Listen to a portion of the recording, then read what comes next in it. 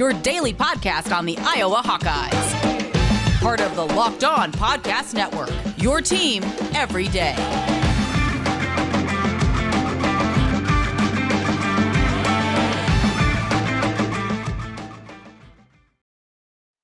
Welcome back, Hawkeye Nation, to a Tuesday morning episode of the Locked On Hawkeyes podcast, your daily podcast covering your Iowa Hawkeyes on the Locked On Podcast Network. As always, I am your host, Andrew Wade. Excited to be back for another show today, even if it is after a tough weekend.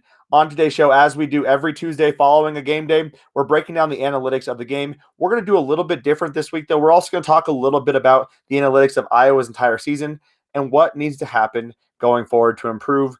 Purdue exposed a lot of weaknesses from Iowa, especially in pass blocking. So we're going to be talking about all that here on the show today. We'll also get into defense, and we're going to start with the rankings. But before we get into any of that, I want to thank you all for making the Locked On Hawkeyes podcast your first listen every single day. You can find the Locked On Hawkeyes podcast wherever you get podcast at, and also for free on YouTube at Locked On Hawkeyes Monday through Friday. So let's get into it, though. First and foremost, Iowa in the rankings does fall. We all knew it was coming. We all knew Iowa was going to be falling.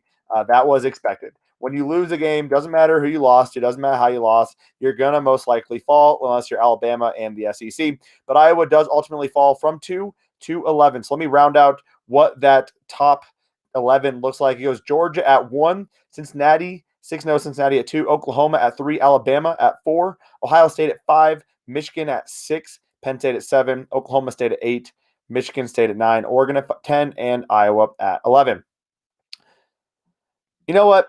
It is what it is. At this point, there's nothing that rankings really matter at this point. It's all about the college football playoff rankings, which will be coming out in a few short weeks. And ultimately, as long as Iowa wins out, we'll get to where we need to go. If Iowa wins out and wins the Big Ten championship game, they are going to be the best Big Ten team. They'll be the only team with one loss, more than likely, actually almost assuredly, because if Penn State or Ohio State or Michigan, anyone, they have to go, they're going to have to lose a couple games. We're going to see how the Big Ten East shakes out. We're going to be talking with Matt Sheehan of Locked On Spartans about that on Thursday. But nevertheless, where Iowa's at, 11's fine. You lose to Purdue, you expected to lose, you didn't expect it to lose Purdue, but you expected to lose a game or two coming into the season, or at least I did. Now, my hopes were definitely higher. After Iowa going 6-0, I thought there's no game on the schedule that Iowa shouldn't be the better team. And there isn't, even including the Purdue game. We got out coached. Two players played really phenomenally. Aiden O'Connell played a very good game at the quarterback spot, and we lost the game fair and square. However, the season's not over. We have a lot to play for. Again, Iowa can still finish 11-1. They have 5 games. They're favored in literally all 5 games. They have to first get past Wisconsin, then Northwestern. That would move Iowa to 8-1. You get Minnesota, Illinois, Nebraska. We're going to be talking about that later in the week, though. That's 5 wins you can get. The game that scares me the most is Nebraska, to be honest. Nebraska is a better team than what the record shows. The fact they are last in the Big Ten West is astonishing, considering the fact that they have kept up with every single team. They just can't close out games. It's a Scott Frost issue, I guess. I don't really know. But nevertheless, as far as rankings go, it doesn't really matter at the end of the day. Iowa still has an opportunity to continue to move forward, continue to reach their goals. The Big Ten East is going to cannibalize themselves. All those teams that are ranked in the top 10 have not played each other. That's important to note. Michigan, Ohio State, Michigan State, Penn State, they haven't played each other. Michigan and Michigan State get each other in 2 weeks. We're going to see the rest of this conference is going to change up quite a bit. This picture of where we are is going to change up quite a bit. It's also worth noting that Iowa State as well is beginning to get votes, so they could be entering the top 25 here shortly, especially if they are to beat Oklahoma State, which is currently undefeated at 6-0. I think Iowa State can definitely beat Oklahoma State. This is a Brocktober moment if I've ever seen one before in my life.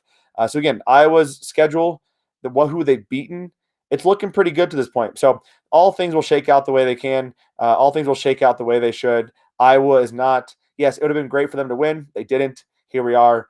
Things are still on the table that Iowa can accomplish that they wanted to accomplish going into this game. Let's take a look at this Iowa-Purdue game. We know offensively Iowa was atrocious. And I think one of the things I did not realize is you could see that Purdue was good on paper from a high-level statistical perspective. They were allowing very low amounts of yards in terms of passing. They were doing a pretty good job, 50th in rushing yards allowed in terms of per carry. Overall, doing a pretty good job on the defensive side of the ball. when you look at the advanced analytics, not as impressive. Even George Karlaftis has not had as big of a season as you would expect.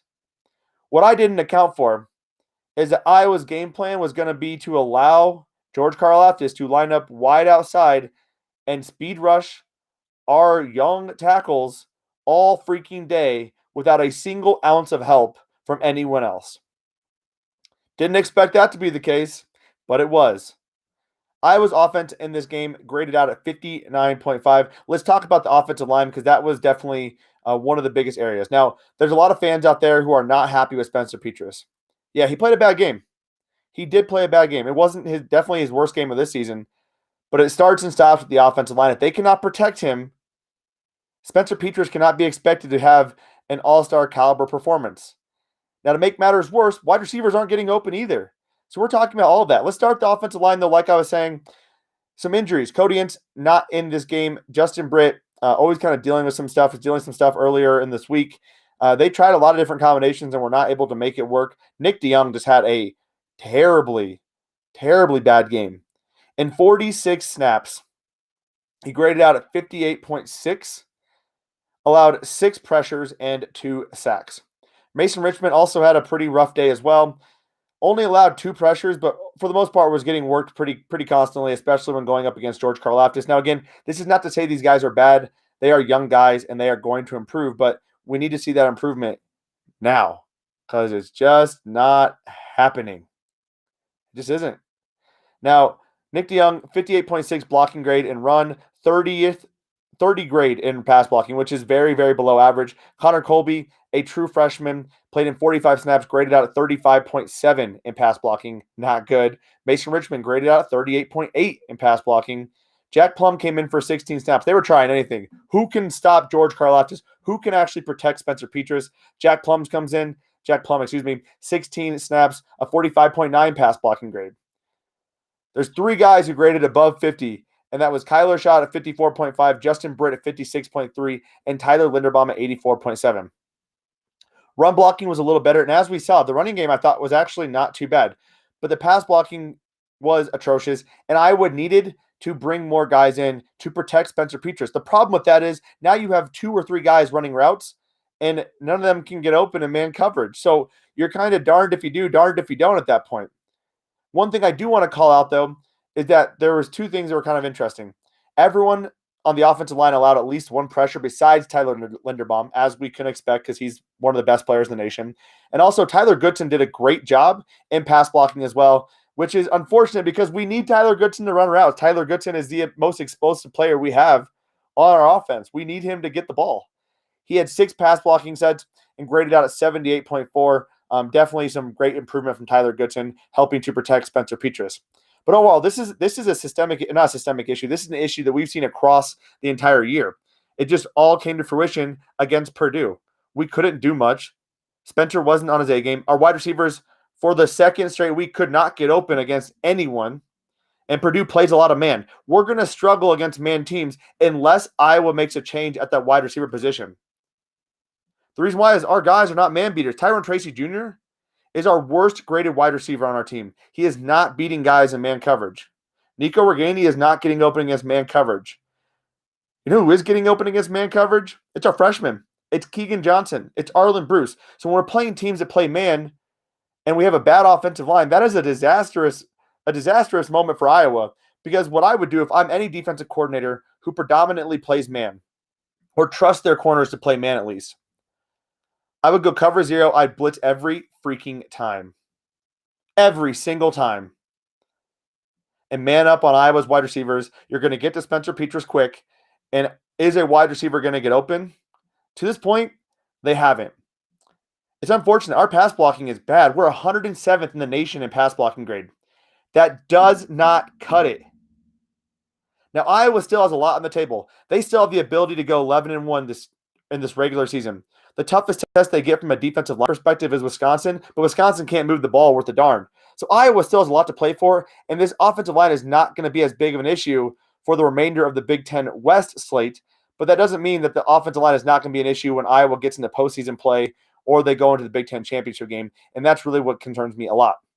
I do want to talk more about that, and we're going to talk about which wide receivers we think should be playing, what is going on there and talk a little bit about tight end snaps. That's all coming up in a few short moments. I do want to tell you, though, about Prize Picks because Prize Picks is perfect for all of you college football fanatics out there. Prize Picks is daily fantasy made easy. I love this, and I know that you will too. Prize Picks is a leader in college sports daily fantasy. They offer more college football props than anyone in the world, and they offer all the star players of the Power 5 as well as mid-major players you might not have even heard of.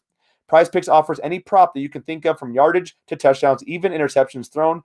And right now, you can get a $100 deposit match when you go to Prize Picks and type in the promo code Locked On. We'll give you a 100% instant deposit match up to $100 using that promo code Locked On. All you have to do, go to Prize Picks, pick 2 to 5 players on the over or the under for their projected numbers. You can combine sports as well. It takes you less than 60 seconds, and it's safe and offers fast withdrawals. 60 seconds, you could be putting some money in your pocket by playing Prize Picks daily fantasy, I should say, and it's awesome to do. So don't hesitate. Check out prizepicks.com and use the promo code LOCKEDON, that's LOCKEDON, or go to your app store and download the app today. Prize Picks is daily fantasy made easy.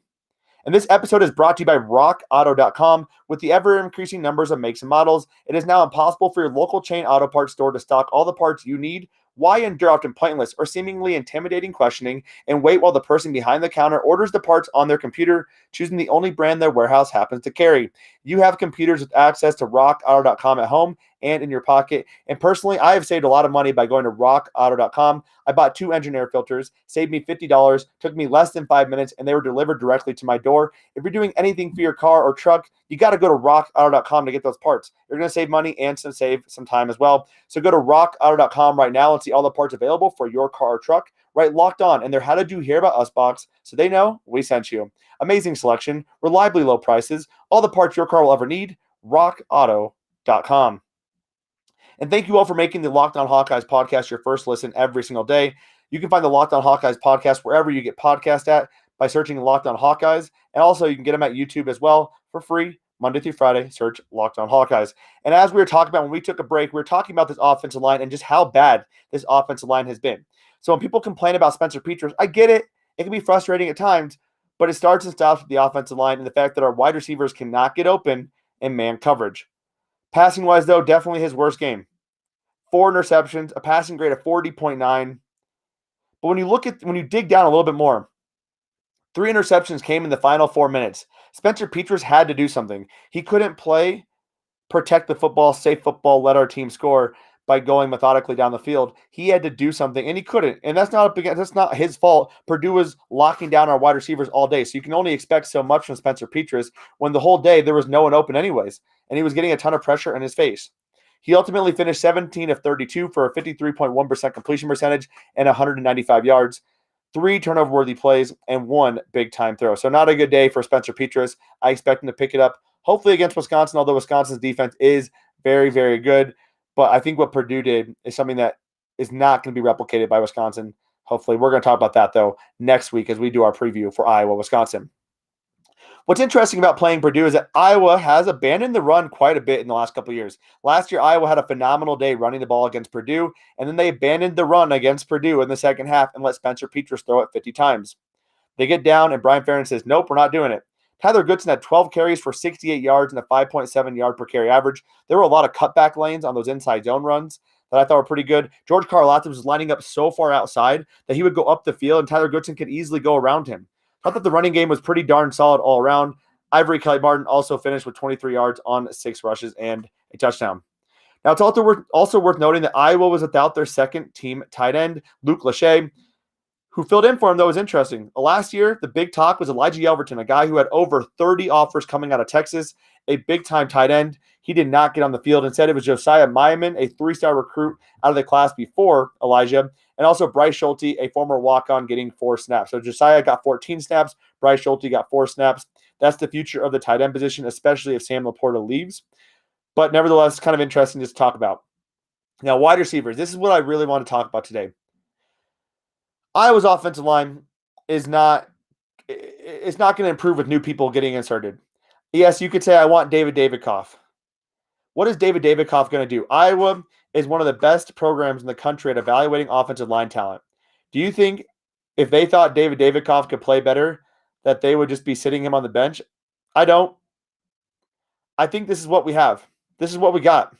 And Iowa needs to coach these guys up and make them serviceable. Not great, just serviceable, so Iowa can survive the rest of the season.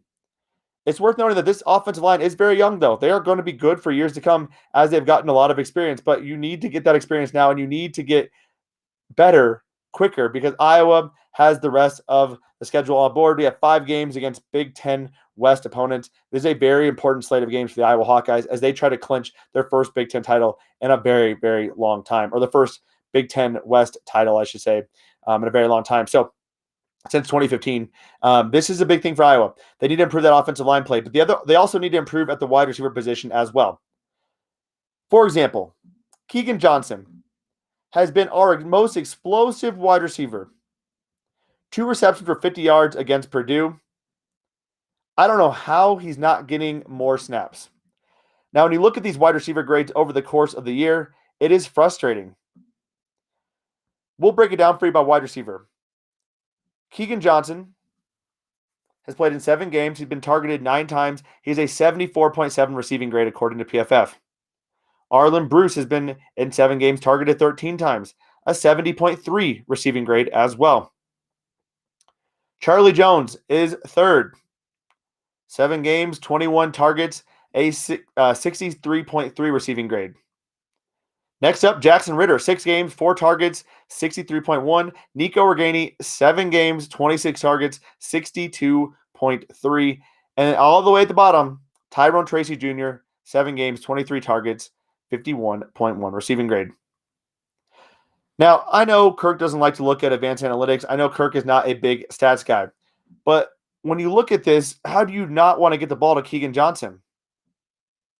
Our leading receiver is Sam Laporta, a tight end, followed by Nico Reganey, who drops a lot of balls. His drop rate is 15%. He has 3 drops on the season. 3 out of Iowa's 8 drops have come from Nico Reganey. His hands have never been that great. Keagan Johnson needs to get the ball more, though. 9 targets, 6 receptions, 187 yards. The thing I love about Keagan Johnson, though, is not the fact that he can just go deep like he did against Kent State, or Colorado State, excuse me. Let me check that, actually. I'm getting my games mixed up. But the fact that Keagan Johnson, when he gets a short ball, can also turn that into a big play. We saw it several times in the last 2 weeks. Keagan Johnson can turn a 5-yard dig route, or curl route, and he will turn it into a 30-yard gain. He can bounce off defenders. He has a low center of gravity. He can handle and playing through contact, and he stays on his feet. Keagan Johnson needs to be in the game more, and so does Arlen Bruce. Arlen Bruce is a guy who can play several different positions and operate out of the slot very well. He can also line up in the backfield and do a nice little wildcat with Tyler Goodson. I think if you're Iowa, you got to look at everything in these next 2 weeks and say, what's got to give? I know Tyrone Tracy Jr. and Nico Reganey have had some very big moments. I really think Tyrone Tracy Jr. is the most talented wide receiver on the roster still. But what we've seen from him this season has been nothing short of a disaster to this point. He played better as a redshirt freshman. You want to say maybe he had the ability to be playing behind Brandon Smith and Amir Smith-Marset. But there's a game also where Brandon Smith was out, or maybe I think it's Brandon Smith, and Tyrone Trace Jr. had a phenomenal game. So why are we not making a switch at this point? What's got to give to see Keagan Johnson get more snaps? So clearly what we're doing at wide receiver isn't working right now. Get Keagan Johnson the ball. Get Arlen Bruce the ball. Get them the ball. See what they can do with it. Give them more of a chance, at least at this point. Because when they've had the ball, they've been explosive. They've been playmakers. And we just aren't getting that consistently out of the wide receiver position to this point. So it'll be really interesting to see what Iowa does after the break. Now, I don't know about you. Whenever I watch an Iowa game, I am sweating out the results the entire time. Thankfully, though, I have SweatBlock now. SweatBlock are anti-perspirant wipes that are literally the best on the market. They are clinical anti-perspirant wipes, and they outdo all of the other anti-perspirant wipes on the market today. It is truly amazing, and I don't have to worry about wearing a different shirt anymore. So I don't know about you. When I had some sweating out or pitting out issues with my armpits, I could never wear gray shirts. I'd usually wear a lot of black and a lot of white because they hide the sweat pretty well. But now with SweatBlock, I don't have to do that. Locked On listeners are loving SweatBlock. I'm loving SweatBlock, and if you haven't tried it yet, you got to do it as well because you're going to love SweatBlock as well. It stops excessive sweat for up to 7 days per use. Doctor created, doctor recommended. Dry shirt guarantee. If SweatBlock doesn't keep you dry, they got your money back for you.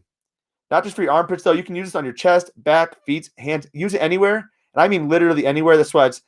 And they will help you out with SweatBlock anti-perspirant wipes. So if you or someone you care about is dealing with this and dealing with excessive sweat, you have to check out SweatBlock. Get it today for 20% off at sweatblock.com with promo code LOCKEDON, LOCKEDON, or Amazon and CVS. So before we took a break, we were talking a lot about the offense. I want to talk about the defense now. What's concerning defensively is that our defensive line is not getting an ounce of pressure. In the game against Purdue, an offensive line that was arguably the weakest unit on their team, Iowa managed 7 pressures. What's worse about that is only 4 of them came on non-blitzes. When you look at these pressures generated, Lucas Van Ness had 2 pressures. Seth Benson had 2 pressures. Jack Campbell had 1 pressure. This is not good. Only 4 pressures generated by the defensive line against Purdue. Now, I was talking to a buddy, and he mentioned that he felt like Purdue was getting the ball out of their hands very quickly, and they were to a degree. The total time to throw was 2.42 seconds for Aiden O'Connell. But it's also worth noting that it wasn't a bunch of screen passes and quick slants. The average depth of target was 9.6 yards. They were throwing the ball down the field. Iowa just couldn't get pressure. They couldn't do anything against Purdue and Aiden O'Connell. That has to change. What's concerning, though, is the fact that when they did do that, when they did bring pressure, they were leaving Iowa in cover 0, and Iowa could not have an answer for David Bell. David Bell should never have gotten 12 one-on-one opportunities. He shouldn't have got a single one-on-one opportunity. But Iowa had to do it to get pressure on Aiden O'Connell. Otherwise, Aiden O'Connell was just sitting back there and picking apart Iowa, I should say. Now, the good news is going into the rest of the season, we do not face a wide receiver like we did in Jahan Dotson and especially David Bell. We have faced a gauntlet of good wide receivers. Ty Freifogel, Jahan Dotson, David Bell. Those are some good wide receivers. We are not having that the rest of the year. Wisconsin, Northwestern, Illinois, Nebraska, they don't have anyone that's worth writing home about in regards to Iowa cannot match up with them in man coverage. Now, Minnesota's Chris Abenbell is someone to watch out for, but he's not on that level of David Bell. So if Iowa has to generate pressure by throwing in the blitz, they can play cover 0 against some of those guys, which basically means everyone's at the quarterback and you're playing man coverage. There's no safety help over top, which is very anti-Iowa. What's really interesting, though, about this game is that Iowa stopped the run with their 4 guys, only 2.6 yards per carry. So why couldn't they do it? I mean, what was going on with this pass rushing attack? I don't get it. Why could we not make it to the quarterback? That is very concerning to me as we get further into Big Ten play. We're going to need pressure generated by our defensive line. We cannot afford to throw a blitz every single time. Our defense is at its best, as any defense is, when the 4 down linemen can get pressure. It allows our secondary to sit back in their cover 2 zone and have their eyes on the quarterback. When you play more man defense, you're not going to get as many opportunities to pick the ball off. That is just, it's not, and Iowa's defense is a very opportunistic defense. Their defense is the reason why the offense has been playing well up until this Purdue point, because they're getting the ball with such good field position. Look at what happened against Purdue. Iowa had to play more man. We didn't get a single interception. There's only one time where I felt like Iowa even had a chance to get an interception. That's how bad it was. Our coverage grade for this day, 59. Matt Hankins allowed 10 receptions on 12 targets for 207 yards. He graded out at 50.3. We mentioned Terry Roberts. I thought Terry Roberts played pretty well considering it was his first start. He allowed 4 receptions on 6 targets for only 59 yards. It's also worth shouting out Dane Belton. Had a 67.4 coverage grade. Dane Belton played pretty well in this game. I mean, at this point, someone's got to give here, right? You're deep in the trenches where Iowa is traditionally very good. They have been struggling mightily. Defensive line was bad in this game. The secondary was bad, but honestly, you can't really blame the secondary as much because you should have been bracketing David Bell. You needed to stop their wide receivers, and you had to play cover 0 because you weren't getting pressure on Aiden O'Connell. So one of those things has got to give. Either Iowa's got to be able to hold up a man coverage, which is not our bread and butter, or we have to get more pressure with our 4 down defensive linemen. Against Wisconsin, this shouldn't be a problem. we should be able to tear apart Wisconsin's offense. Illinois should be able to tear apart Illinois' offense.